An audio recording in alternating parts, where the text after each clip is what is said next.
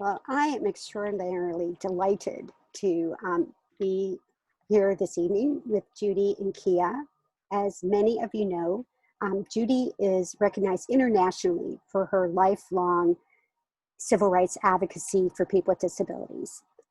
Beginning early in her career and with one of her more notorious episodes of pushing for the signing of the regulations for 504, she quickly moved on to work with government and non-governmental agencies and nonprofits to really help us bring the United States into a leadership role when it comes to the rights, civil and human rights of individuals with disabilities.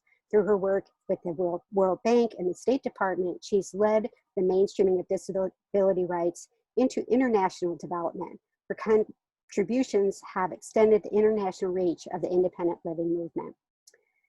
With us this evening, we have Keah Brown, who is a journalist and writer. Her work can be found in Glamour Magazine, Marie Claire UK, Harper's Bazaar, and Teen Vogue, among others. Keah Brown's debut essay collection, The Pretty One, is now out via Atria Books, and you can learn more about her at keahbrown.com. So I'm going to turn it over to Judy and Keah, and I'm looking forward to the conversation and learning more about Judy's book, and I'm excited, so take it away. Thank you so much. Yeah, thank you so much. That was absolutely wonderful. Thank you. You made me sound great. And Judy, a living legend, like, love you. But yeah, I wanted to start our conversation out tonight talking about your childhood, Judy. I was floored and so excited by in the early chapters when you talk about playing with your friends and taking piano classes and just sort of living a life that I think people don't necessarily believe that disabled people can have. And so I wanted to talk to you, really just asking you, what kind of games did you play and what was the first song that you learned on piano? Oh my goodness. Great questions. First, thank you so much, Tash, for doing this. And thank you, Keah, so much for playing this role tonight. And I'm really excited. When Ruthie contacted me and we were looking at the format, I thought, oh my goodness, it'd be great if you would be willing to do this. Because in many ways, you know, when I was looking over your book again tonight, it's interesting to see how you're 28 now or 29? 28. I'll be 29 in September. Oh, September. What's your birthday? September 19th, 91. Okay. It's interesting to look at your story, my story, and the stories of so many other people. And while we're decades apart in age, I think there are some very powerful common threads in our lives and how we see ourselves.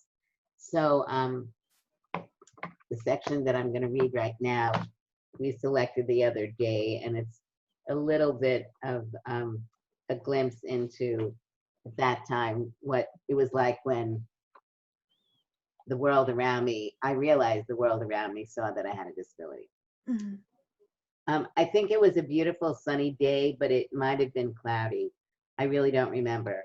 What I do remember was being caught up in my conversation with Arlene as she pushed my wheelchair, talking about what we were going to buy at the candy store or what we wanted to do later that day.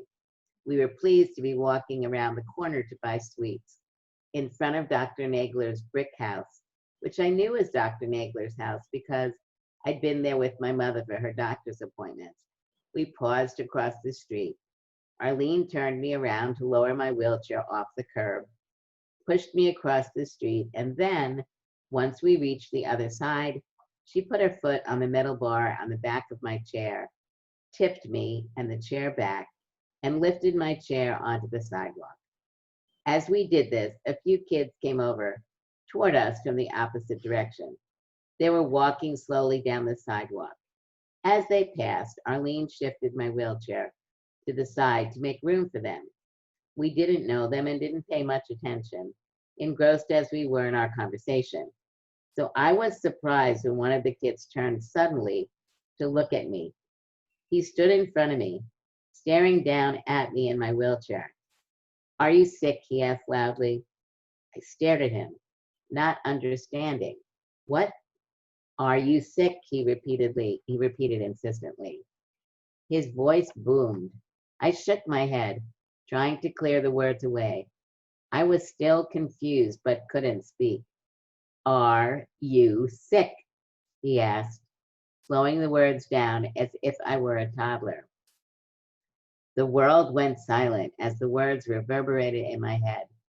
I couldn't hear anything except those words. Are you sick? Sick, sick, sick, sick. I shrank down, frozen with confusion, wanting to cover myself up and with something, anything to hide from that question. The boy's insistent eyes on me. Are you sick? He asked insistently, almost shouting. Suddenly, I became aware of Dr. Nagler's house behind me, and my face turned a cringingly deep red. Does he think I'm going to the doctor? But he's not my doctor, I thought. Fiercely, I fought back tears. I wouldn't cry in front of everyone. I wasn't sick. It made no sense. I knew I wasn't. But then, why was he asking me that? I became uncertain of myself. Was I sick? I saw myself through his eyes, and the light around me shifted. Shadows emerged from the corners of my mind. Previously submerged words, thoughts, and half-heard conversations tumbled into the glare of a spotlight. In a blinding flash, everything in my life made a perverse kind of sense. I couldn't go to this school. I couldn't go to that school. I couldn't do this. I couldn't do that. I couldn't walk up the stairs. I couldn't open doors. I couldn't even cross the street. I was different, but I'd always known that. It wasn't that. It was the world and how it saw me. The world thought I was sick. Sick people stayed at home in bed. They didn't go out to play or go to school. They weren't expected to go outside, to be a part of things, to be a part of the world. I wasn't expected to be a part of the world. Abruptly, I knew this to be true, as if the knowledge had already existed for years through my entire body. I felt nauseatingly humiliated at the idea that everyone else had known this but me. Had they kept it from me? The embarrassment settled in as a cold ball deep in my stomach, where I could feel it spreading into my limbs. Was it sunny or cloudy? I don't know. I remember Arlene was pushing me. We were going to the store to buy candy, and we were chatting. And I was a butterfly, becoming a caterpillar. Whew. It gets me every time. Ugh. Because I feel like so many disabled people have moments in our lives where people sort of feel the need to remind us in some way that our differences are quote unquote wrong. Like the idea that this kid just thought you were sick when you were literally just like, I'm going to the candy store with my friends and like, I'm excited to eat candy. And they sort of took that joy from you. And so my question is, what would you say to Judy then as you are now? Like what sort of advice would you give that Judy to keep going when it feels like it's all too much? I think, at this particular time in my life, it wasn't so much that it was too much. It was that it was so new. And by that, I mean, I was friends with a woman in Sweden who was a social worker. And she was doing research on disabled kids. And one of the things she found in her research was that around 8 or 9 years old is when kids began to recognize that they had a disability for whatever reason.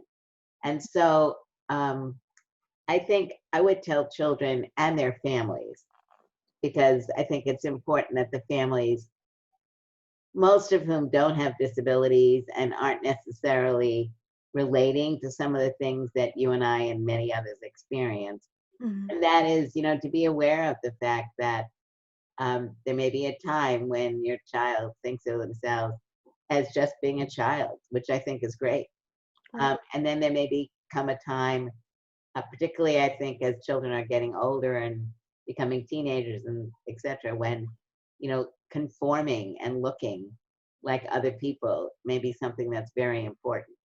So I think the value of really helping children recognize that we all have differences, and really also, one of the reasons why your book, my book, and others are so important is it also allows other people to really see the commonality in our stories, even though we are decades apart in age. And what that means to me is that the reader, the listener, needs to really recognize that they are playing a role in still reducing the equality that we experience in life. Mm-hmm. So I think it's important for children and adults and teenagers to have other friends with disabilities. For me, certainly the film that also came out this year, the Netflix Crip Camp, is very important because I think people can see in that film and others that the ability of disabled people to come together, to share stories, to learn about the common theme, and to build strength from each other is very important. Absolutely. Can I just say, I saw Crip Camp at Sundance, and I remember coming up to you and being like, that was the most beautiful thing I've ever seen in my entire life. It's amazing. So if you haven't seen it, please, once this is over, go watch it. I wanted to talk to you about, because I was so struck at the idea of your dinner table and how you say, like, if you had an opinion and something really mattered to you, you had to be ready to defend it. And I was wondering, like, do you have anything that you remember being so passionate about that you defended it at your dinner table? Well, our dinner table was very interesting because, over time, my brothers and I would have friends over for dinner. And when they would leave, they would always say, "Why didn't you tell us what your dinner table was like?"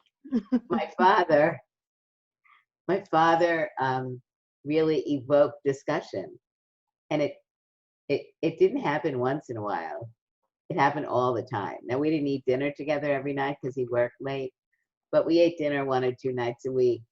And it could be anything from, a lot of times it was around politics, all kinds of politics and history. Um, and I would say not so much around disability at the dinner table. And it's a really interesting thing for me to think about.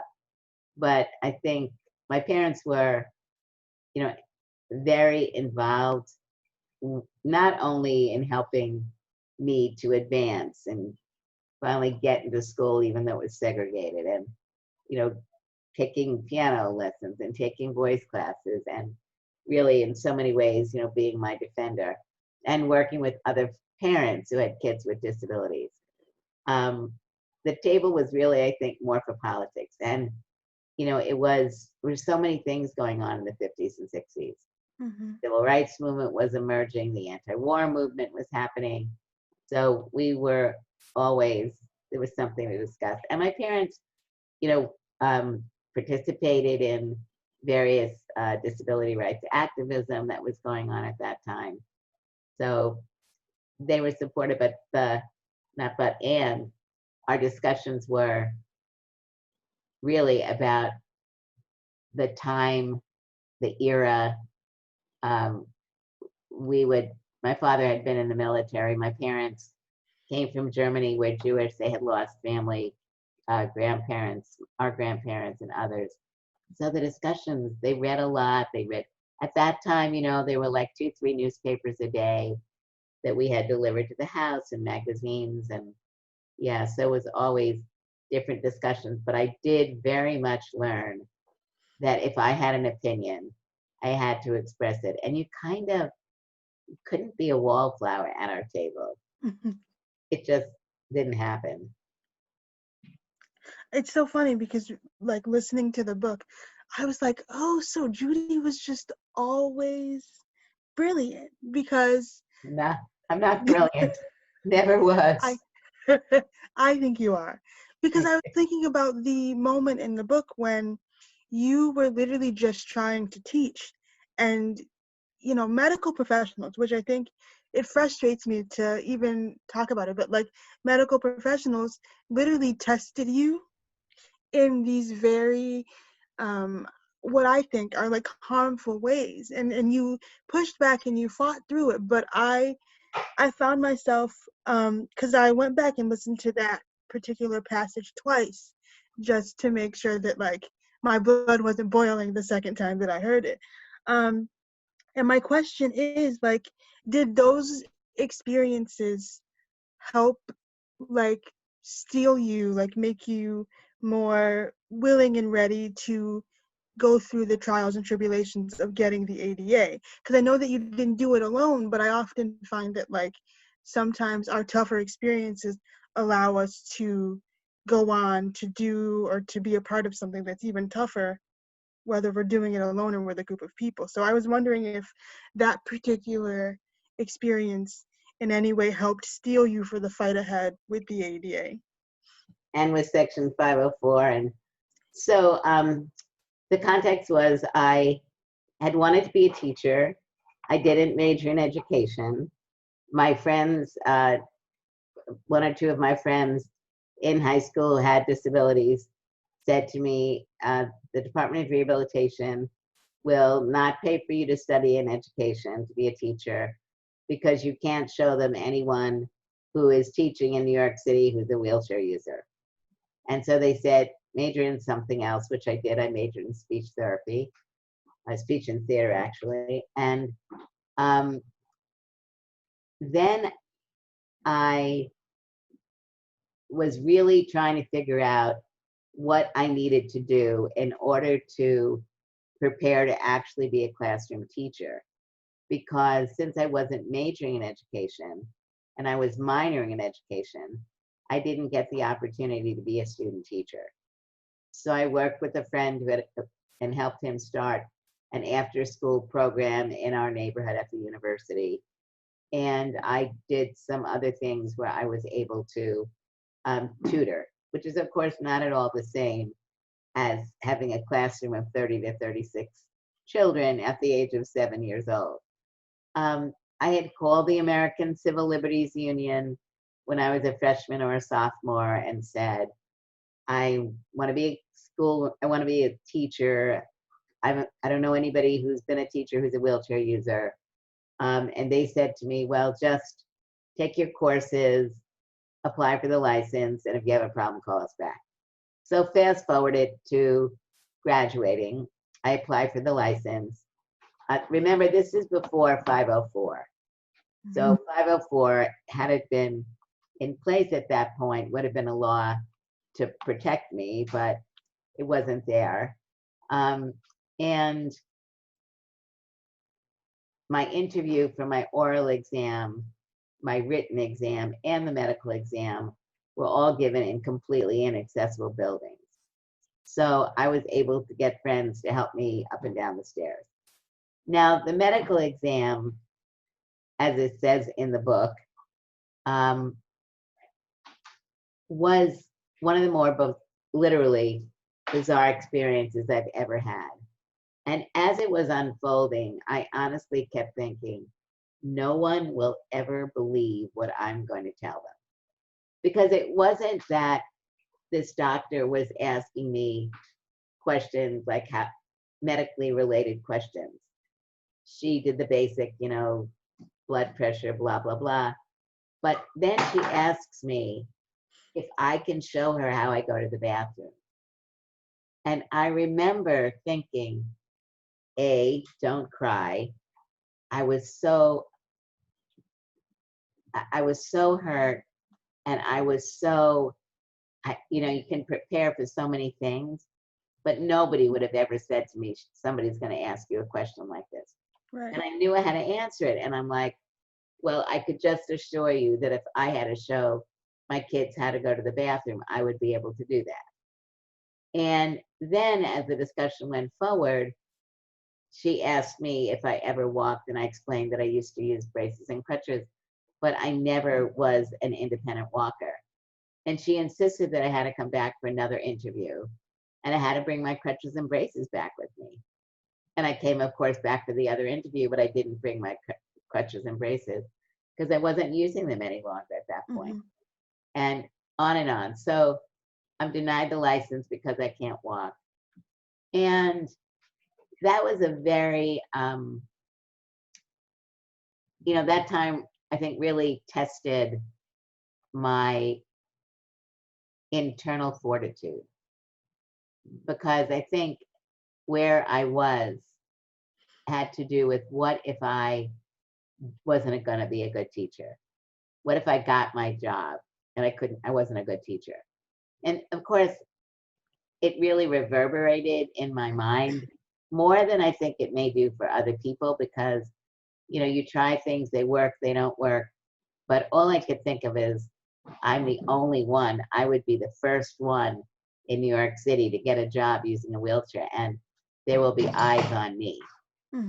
But I ultimately decided to do it because I was able to get a really great attorney to represent me. So I think it made me a stronger person. It made me, all those incidents really made me realize that, my words now, not then, I couldn't let people step on me. And it wasn't just me, because we had started a group called Disabled in Action in New York at that time, which was made up of people who had mainly physical disabilities, but many with significant disabilities. And it was also at the time of Willowbrook, and we got involved with Willowbrook, with people, families and staff at Willowbrook. So I guess it was helped me build my fortitude, and really made me love working with other people and helping people tell their stories, which I think is, what's really important about our books and other books. It's telling our stories. Absolutely. I want to jump ahead, and I think, because I was really struck by this, but in the final chapter, you quote Shirley Chisholm. She was my congresswoman. Yes. And you say, a quote from her is, "You make progress by impersonating, or sorry, you don't make progress by whimpering and complaining. You make progress by implementing ideas." And so I was curious, what are some of your ideas that you think can make the world for disabled people a better place? So I don't think it's my idea alone. I think it's our ideas. I think for me, that's always, we all have individual ideas, and I do have individual ideas. And so my individual ideas really speak a lot to working on getting disabled people to know who they are. Because there's so many people with disabilities who may be counted in statistics. 1 in 5 people in the United States have a disability, but may well not know that they do, and may, even if they, someone has said you have a disability, they may not understand the importance of what I consider that as an important label, because for me, it can be either negative or positive or neutral, I guess.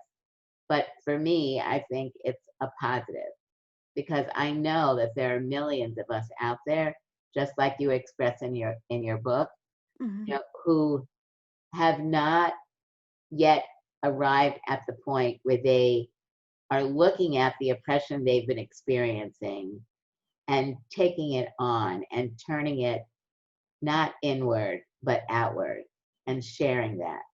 So for me, it's working with other people, helping people to realize that they are valued human beings and that they have things to contribute.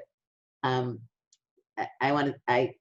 talked to a young woman this afternoon who was about 28, and she benefited from the Individuals with Disabilities Education Act and Section 504 and the ADA. She was born 2 years after the ADA. She did not go to a special school. She did not go to special classes. She's got a significant physical disability, but she was able to go to regular programs. and she was pretty much alone. And she went to young YOF, which was a program for young disabled people, and she was in California. And she said, I came into a room where there were 10 other people in wheelchairs and other disabled people, and it's the first time that I ever had that experience, and I realized that I was home, that these were my people. And I think, you know, those experiences are so powerful, and they're not just relating to disability, but other, you know, marginalized populations. But that's really what I want, you know, people with all kinds of disabilities to really realize that they're not alone. They may be forced into not being apart, and in many cases, people are afraid of really coming forward. And that's what I'm really interested in trying to remove, fear of identifying. Yeah. Oh my gosh, Judy, what a gift you are. I'm gonna turn it over to, because I know that there's some good questions already in the chat. So I'm gonna turn it over for the participants to ask some questions. But wow, oh, that was so beautiful. I'm so glad you shared that with us. Yeah, let me see. So Ruthie, you got questions? Yes, Ruthie. So one of the questions, Judy, is, I'm going to scroll back down. Maybe turn your screen on, Ruthie. Okay, just start my video. One of the questions is, how do you not let ableism, especially ableist comments, get you? And this is to Keah and Judy both. What was the last one? How do you let ableism and especially ableist comments not get you? I wouldn't say they don't get to me, but I think the question is, do they repress me? And I try not to let them shut me up. I think I'm of the mind where I think that there are some people who knowingly are saying things. I think there are many times where people still don't understand it. That in no way gives them a pass. But it does mean for me a couple things. One, it is really important that I have friends who have disabilities who I can talk to. I talk about it as coming together to go apart. Having friends with disabilities who are experiencing similar things and talking about how they feel about it and what they do about it.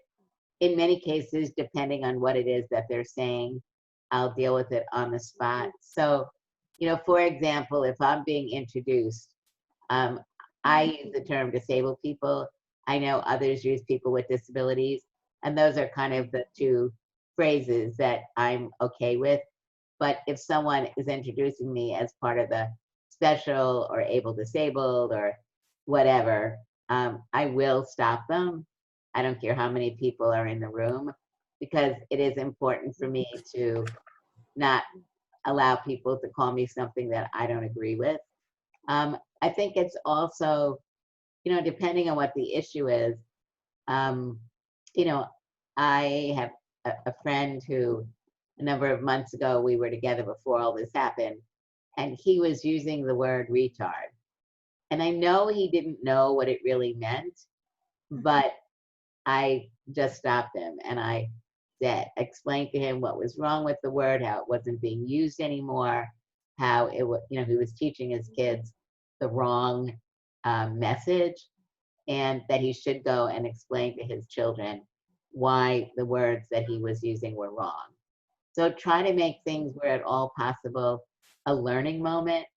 I have no idea if he did go back and speak to his kids, but I know that I had a difficult discussion because I know he was feeling uneasy, and I could have just said it and stopped, but he came back a little bit trying to explain, and I needed to explain that he couldn't give me a good explanation and that we were changing, and he needed to look at his role in that. So it's a combination of what are people saying, how do I feel at the moment, taking them on at the moment, looking at how to deal with it, and looking at different ways of expressing things too. Social media is, you know, the things that come up on social media where it's a real opportunity to write what you think. lots of ways. But at the end of the day, have your friends and disabled friends be there as a sounding board and to support you. Keah, did you have anything to add? I mean, Judy really covered it all. Yeah, I think it's really important to just have people in your life that you can turn to, but also remember that, like, what I always say is the way that somebody views you is not necessarily your business, because some people will have a problem with you just because you're disabled, and you can do your best to, redirect that ideal. But if they're out of any sort of realm of, learning, then you just have to remember that how you see yourself is so much more important than how some random person who doesn't really get it sees you. I mean, I think also, I may be wrong, but I'm hearing like an emotion within Keah as she's speaking, Mhm. because these things can be very painful. And so I think neither of us in any way, shape, or form are saying that we should ignore it. I think it's very Right. important to be able, and in some cases, to say to the other person, if it's something that really is hurtful, to say something to them. But on another level, it's also, and one of the things for me that's been very interesting over these last number of months, both with the book and the movie, but actually also very much with the Black Lives Matter and the Black Disabled Lives Matter. It's been very, it's forced me, well, it's not forced me, it's enabled me to really look at things that I've experienced over my life that I maybe haven't thought about as deeply as I am now. And all these experiences where people are coming forward and talking about invisibility, talking about hate, talking about, I mean, I think frequently about people who die and have been murdered in nursing homes and institutions, and how their voices are so rarely talked about, how we don't really yet understand the number of disabled people that are killed by police because whatever reason. And I think those deaths like this are always terrible. So I'm not minimizing any death, but there is something for me when the death of someone who is Black or Latino and has a disability, and that isn't acknowledged, that makes it even worse. Yeah, absolutely. Oh yeah, I was just talking about that the other day, that it's hard when people don't even acknowledge, like when you see even tributes, people just completely erase disability from the conversation. And what that does is put other people in harm's way. Because when we don't acknowledge it, we can't fix what we don't recognize. Right. So another question is, as an advocate, many parents have told me their fears that if schools reopen, the schools will use the safety excuse to have students stay in the same small group of students in the same classroom, which will lead to segregation. What advice do you have for parents as they speak up for inclusion even during the pandemic? There should be no reason you're not speaking up for inclusion, especially because of the pandemic. You know, the pandemic is not an excuse to segregate, because we see, like, literally looking at what's going on in institutionalized settings and the number of people who are dying as a result of this segregation. But, you know, the issue with COVID and education should be how many children can be in the room. So if the number of children is 6, there's no reason your kid can't be one of the 6. If your child needs to have another person with them and there's an issue around the number of people in the class, well, then, you know, you look at what that means as far as distancing in the classroom, or maybe reducing the number of students and having one student go somewhere else to another class. But in no way, shape, or form should you be allowing anybody to say that the excuse of the day is that your kid can't go to a regular class because of COVID. Forget it. Another question is, if you could give words of advice to medical student professionals, what would it be? How do we better advocate and represent those in need without making them feel less than? So I think there are a bunch of ways, and jump in on this one too. So for me, I use personal assistants. I have 2 people who live in my house, and one helps me 3 days and one helps me 4 days. They help me getting up in the morning, getting dressed, getting bathed, going to the bathroom. Doing that kind of work while you're a student or in college or whatever is really important, because it will allow you to understand who we are as individual people. It's going to be more than the physical activity. You also get involved with the life of that person. And, if you're going shopping or to the movies or to a restaurant or to whatever, you're learning about, I go to the dentist yesterday and the cab is supposed to pick me up at 6:30. 6:30, the cab isn't there. And I try calling to find out where the cab is. And they make me feel guilty because I'm asking, like, what should I do? Do I need to try to find an alternate way to get home? And the person who I was with had never experienced it. And so they were, kind of, I think, stunned to see not only the delay, which, maybe because of COVID, but it's something that happened before COVID, but also the fact that, the person on the other end could not understand I finally said, so if you were me and you were here and the building that you were in was closed, what would you do to get home? And so what are your thoughts, Keah? I mean, I've always, believed that, like, sometimes people get so caught up in saying the wrong thing that they don't say anything at all. And I think it's really about treating disabled people, especially as medical professionals, like people first. I think that people get so wound up about, like, what should I say? How should I say it? But if you look at a person like they're a person, that's, I think, what will help you through the hurdles. Just thinking about the fact that, like, this is a human being that you want to help, just like you would want to help a non-disabled person, right? So don't get so caught up in, like, saying the right thing or doing the right thing that you make it awkward when, a person is just there trying to get the help that they need from you, the doctor. I think also that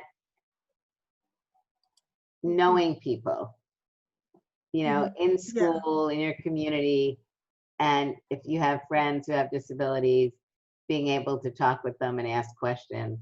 And I think also, and this again is not just pertaining to disabled people, but that's what we're talking about right now, it's really for you to try to get a better understanding of what are your biases. And we all have biases. I have biases against tattoos. I fight against it all the time because, I see tattoos on people and I have to fight against what I think about the tattoos. So it was important for me at some point to be able to acknowledge it. And that's a very minor issue, but how do you feel if you're with someone who has difficulty communicating? How do you feel if someone isn't going to be able to communicate on the same level?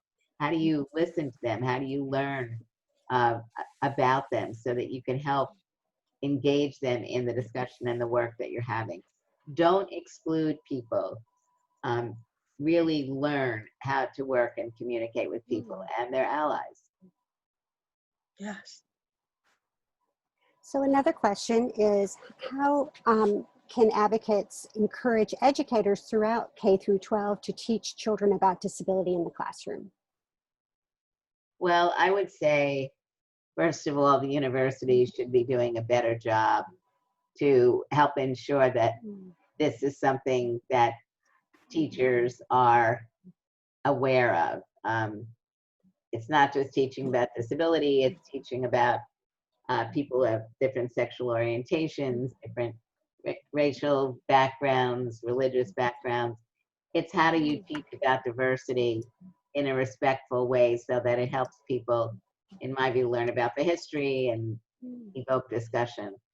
I think it's also bringing disabled people into the classroom. Maybe from another classroom, maybe another adult who is interested in coming and talking, to kids and adults. I think, really having people share experiences. Books that are, about disabled people, books that include disabled people just as characters in the book, not necessarily anything specific. But again, I think whether you're a doctor or you're a teacher, whatever, it's if you've got inhibitions that don't allow you to speak about this and other issues that needs to be addressed, and you need to be addressing it. And I do think that, these are the kinds of things in a school that principals and vice principals should be ensuring that diversity is something which is being taught and should be something that is being expressed in the school, looking at ways of doing it effectively. So another question, there are lots of questions, obviously. Who influenced you as a disability rights activist then and now? Who what? Who influenced you as an activist then and now? Then I would say it was my friends, because there was a guy named Joe Mandela. He was a veteran. He worked at a group called Eastern Paralyzed Veterans Association. And I would say he was definitely the first adult with a disability that I met who was in an organization working on accessibility standards. And it could have been anything else, but he was working on accessibility standards. And I was learning from him about the process of how you go about doing this, including working with legislators and others and driving a point home. As I've gotten older, there are many more people in my life who have been of influence. Justin Dart, Martha Bristow, both of whom unfortunately have passed away. Many, many other people who, really, I've been very excited about what's been going on with Crip Camp because of the campaign that they've been running. There is such a wealth of younger disabled individuals that I really am inspired by. And so, it's people who are not afraid of speaking up and out, people who like to collaborate, people who have a vision and that were willing to fight for things. There are a lot of people on this call tonight who I've worked with over the years and have deep respect for and learn from them. And that for me is always important, is how we can work together and how I can learn from people. So you want to say something? Yes. Me? Yeah. Influencers in your life. Yeah, there are so many great people doing great work. Well, not to put you on the spot, Judy, but of course, I adore you, and I think that you're one of the people that absolutely inspire me, and I think the work that you have done has gotten us so far. Like, I was born after the ADA was into law, and that allowed me absolutely the right to go to certain classrooms. And my mom had to fight so hard to get me to be a part of, the everyday normal education. And I think that would never have been possible had you not done what you've done. In terms of people right now, I think there are people like Rebecca Coakley doing wonderful work, Alice Wong, Melissa Thompson. There are just so many people doing work now that I think is so important, and it's not always under the umbrella of, the same thing. But I think that once we're tackling so many things at once, that it's important that we're talking about multiple things across all, genres and ideas. So I think that there are a lot of people doing really great work, and a quick Google search will give you a whole list of names of people doing, really necessary stuff that is going to change the world. And I think, the point that you were just making, Keah, about all these people, You know, I was one of hundreds of people that were involved with 504 and with the ADA and these other laws. You know, we each played different roles, but I think it's always important to recognize that anything of significance, and even in many cases what might not be significant broadly, there's usually multiple people involved. You know, when you talk about people like Rebecca Coakley and Alice Wong, and you look at and Vanessa, and when you look at the paths that they're carving out, it speaks, you know, to your point. And you know, I think it was wonderful when Rebecca began to work at CAP, because she was not only bringing her expertise in the area of disability and building a team, but she also was working across the organization and helping the organization. And Kathy Guernsey and Robin Sue Fabesi, who are on tonight, work that they've done and we've done together, working within government and trying to get people to understand how to integrate disability. And of course, all the TASH members who've been doing such great work for so many years. Each one of us plays an important role. And I think, you know, it's important also to know the names of people and what they've been doing so we can learn from them. Another question is, do you have any advice for how to acknowledge and value the experience of feeling part of a community such as the disability community without letting it be used as justification for segregation, as in everybody wants to be with their friends kind of thought processes? First of all, I think if it's the disability community leading the discussion, you know, we like most other people, don't want to be with the same people all the time. And, you know, we decide when it's important that we come together. And I think it's important for people sometimes to maybe be supportive of that and help people come together who may not otherwise be able to get together on their own, or whether it's virtually or in person.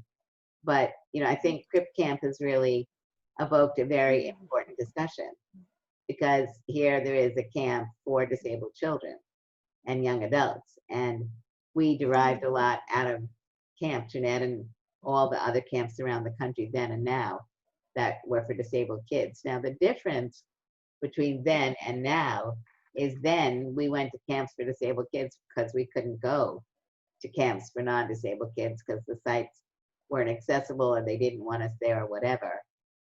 But I definitely feel like the 28-year-old young woman who said to me today, being in a room with other disabled people, it gave her a whole new sense of self and pride. And Keah says this in her book and others. So I mean, Wolf Wolfensberger did some great stuff in the work that he was doing, but I think in today's context, it's, well, even in the context then, I think I don't really know that he really got the importance of a disability community from a political and personal and emotional perspective. And so I think sometimes, you know, keeping people apart from others isn't normal. We don't define it as normal. I think now no one should be made to do something they don't want to do, but on the other hand, exposing people and giving them opportunities to meet other people similar to themselves and to listen and learn from other people can be very helpful. In jobs, you know, when you think about, when you read Michelle Obama's book, right? One of the important things she talks about is when this one experience, and many, but in this one particular experience, where she was able to get together with college friends of her, all who were Black women, able to talk about a variety of things. So why is it okay for Michelle Obama and her group to be able to come together to talk about issues around racism, oppression, whatever the words were that were being used? And it's not okay for disabled people to do that. That's wrong. Of course it is okay to do it. So another question is, what do you think is needed for the future of the movement from now, with the global movement in mind? What is your perspective that you would like to share with advocates around the world? Oh, with advocates around the world, it's the same thing. It's community, it's the ability to learn from each other. It's to see our common goals, even though the roads that we build may be somewhat different, but whatever the road is, it should be accessible. We shouldn't be building roads for knowledge or for literal traveling in a way that excludes people. And I always am enriched by working and meeting with disabled people in other countries to see the struggles that people are going through, the successes that people are achieving, and the ability to share information. What's your thought, Keah? I mean, pretty much the same. I think what we have to do as a community is expand our own ideas of what disability means, because sometimes we don't, I say in my book and in general, like the community itself leans very white centric. And so if we can expand our view of disability and like who can be disabled, as well as what that means in the intersectional, from an intersectional standpoint, then we'll be much better off. So I think maybe 2 more questions we have time for if we have a hard stop at 7:30. But this goes back to your Crip Camp conversation. When you were at Crip Camp, did you have a vision of what our world would look like in 2020? And if so, how close are we to your vision? I never thought like that. So, people are, what do you think is going to happen in 30 years? I'm like into the 2 to 5 year range. So I think when I was at Camp Jeanette and I was at Camp Oakhurst and I was with my disabled friends in high school, I was in a regular school, integrated classes for my sophomore, junior, and senior year, but our homeroom was always with disabled kids. And actually, in some way, I really am happy about that, because it was the time that I could be myself. And I didn't have to, worry about all the things I worried a lot about. Maybe it was because I was in segregated classes throughout elementary school. So, but for me, what I want to see is a growing disability rights movement, that the movement is really reflective of the diversity of the movement, and that we ensure that our leadership, and leadership is such a broad word and on so many different levels, but I think we want to be ensuring that the voices of people that are being reached out to, that we're conscious of the fact that we want to set a rich table. And that rich table means that we have to be looking at, groups of disabled people to ensure that people, which is what you had at Camp Jeanette, you had people with many different types of disabilities. And the same thing was true during the 504 demonstrations in San Francisco. We had some reasonably decent representation of people from different communities. And I think that's really important. So my objective is we grow the 61 million disabled people in the United States. At least 5 million of them are speaking up and out, and that their allies and families are doing the same.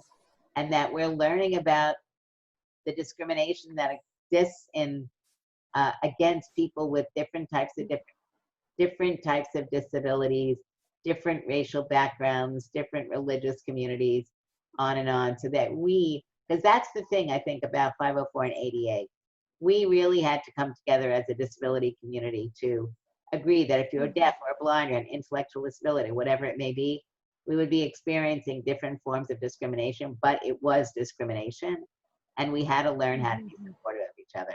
Keah, what's your thought? I mean, oof. Sorry. Yeah, I think you said it perfectly. So one last question. What can one do to be a better ally of individuals with disabilities? You go first, Keah, I'll go last. Okay. I think pass the mic. I think sometimes allies forget that they can just hand over the mic, that they don't have to be the person speaking for someone else. So I guess my advice is just, set your ego down and say to yourself, I have this privilege or that privilege or whatever, and I'm going to use that to uplift someone else and not make my decision to do so about a good deed or make myself feel good. I'm doing this because it's the right thing to do, not because I'm going to get anything out of it at the end of the day. What's the question again? Ruthie? What can one do to be a better ally to individuals with disabilities? Just get to know us. And if it feels right, do it. Yeah. Great. You know, don't be my friend if you don't like me, and I won't be your friend if you don't like me. And we don't always have to be friends. I mean, for me, I look at allies as, you know, in some way you're trying to bake a cake, right? Let's say you want to bake an apple pie or something. You need all these different ingredients. If one is missing, you're not going to make the best pie, right? So you really want to be able to come together on certain issues, maybe on everything, but I think, you know, meet people, learn people, have it be natural. And then carrying forward, I think, on what Keah was also saying is, you know, look for the position that you are in life now and look at how you could help an individual or others be able to learn and advance and be given different opportunities. And there's so many different opportunities. I mean, it could be to go to a movie, it could be to go hear a lecture, it could be to read somebody a book, it could be to have someone speak or design or paint, I mean, whatever. But it's like really look at who you are and look at who the people are that you want to surround yourself with, and look at who's not there and why they're not there, and see if there's a natural way to make things happen. Well, thank you. Thank you, Keah Brown and Judy Heumann, for joining us this evening and sharing your book and your life experiences with us. On behalf of TASH, I'm delighted to have you be here, and the questions you answered and the advice that you've given, I think, are deeply appreciated. I think if both of you want to hold your books up one more time and tell the audience where they might be able to find your book, that would be great. So Keah, can you hold your book up and tell people where they can find it? I have her book. Yeah, Oh, you've got it. She's got both of them. Okay. I have it. So I think you can get Keah's book and my book in bookstores, and you can get them both on Amazon, and you can get them at Barnes and Noble. I think you can get both of the books pretty wide. They're pretty widespread. Go to your libraries. I know Keah's book is now in our library because they went and asked for it. Thank you. And that's another thing that's very important is, you know, things like these books and others, when you go to your library and they're opening up a little bit, or, you know, just doing it online, you know, ask them if they have these books, and then they can get these books. And a lot of the libraries, you know, they do book readings and they're doing virtual things. So there's really a way of, you know, bringing books into people's lives. Well, thank you again. The title of Keah's book is The Pretty One. And Judy, you want to say the title of your book one more time? Sure. It's Being Human, an Unrepentant Memoir of a Disability Rights Activist. And it's amazing, so go get it. It's by me and the co-author, Kristen Joyner, who is an amazing woman. It was a great opportunity to work together. Wonderful. And I just want to remind participants that this webinar has been recorded. And so as soon as the magic technology things happen, it'll be available on TASH's website for free for anyone who wants to access it in the future. It'll also be on our YouTube channel and a link on our website. So thank you, everyone. And I'm looking forward to seeing Judy, hopefully in person at some point in DC as COVID restrictions are lifted. And Keah, it's been delightful to meet you. And thank you for joining us this evening. Bye, everybody. Thank you. Bye. Thanks, everyone. Bye.